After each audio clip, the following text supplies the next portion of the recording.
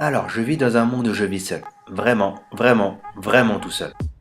Mes seuls compagnons sont Sam, un berger allemand que m'a donné ma fille juste avant son accident durant l'apocalypse, un mannequin nommé Fred, des zombies mutants vampires infectés par le virus Creepin créé par le docteur Alice Creepin. Ça devait éradiquer le cancer. Quelque part, elle a réussi. Il n'y a plus de cancer. Donc, à part faire du sport, chasser, pêcher ou faire du golf sur le meilleur terrain au monde, j'aime rencontrer de nouvelles personnes. Hey, salut, ça va? D'après moi, 90% des humains ont disparu, 99% des survivants ont été contaminés à vie et seulement moins de 1% immunisés se sont fait massacrer par les contaminés. Étant, je suppose, le dernier virologue au monde, j'essaye de trouver l'antidote que je teste sur des infectés à partir de mon propre sang. Bon, mes cobayes ne sont pas si volontaires que ça. Faut vraiment être bête pour tomber dans un tel piège.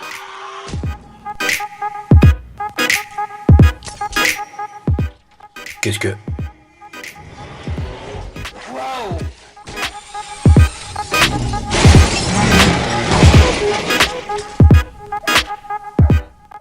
Ah, les bâtards, ils m'ont bien eu sur ce coup-là. En plus, ils ont eu Sam.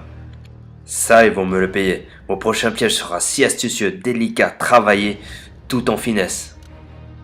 En gros, Je vais leur entrer dedans avec ma voiture. Ah!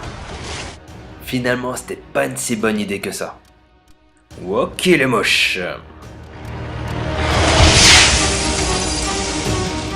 Ça, c'est Anna. Elle m'a sauvé la vie pendant ma vengeance ratée. Mais ça lui donne pas le droit de piquer mes œufs. En plus, elle a oublié de masquer nos odeurs en me ramenant. Ce qui a ramené les autres zombies mutants. Et ils n'ont pas l'air, mais pas l'air contents du tout. Mais vraiment pas contents. On s'est donc enfermé dans mon labo, où là j'ai vu que mon antidote fonctionnait. Mais c'était un petit peu trop tard. Beaucoup trop tard même. et là je me suis souvenu que j'avais une grenade et que je pouvais tout faire exploser. Cette solution risque d'être douloureuse. Alors je préférerais lui rendre sa femme.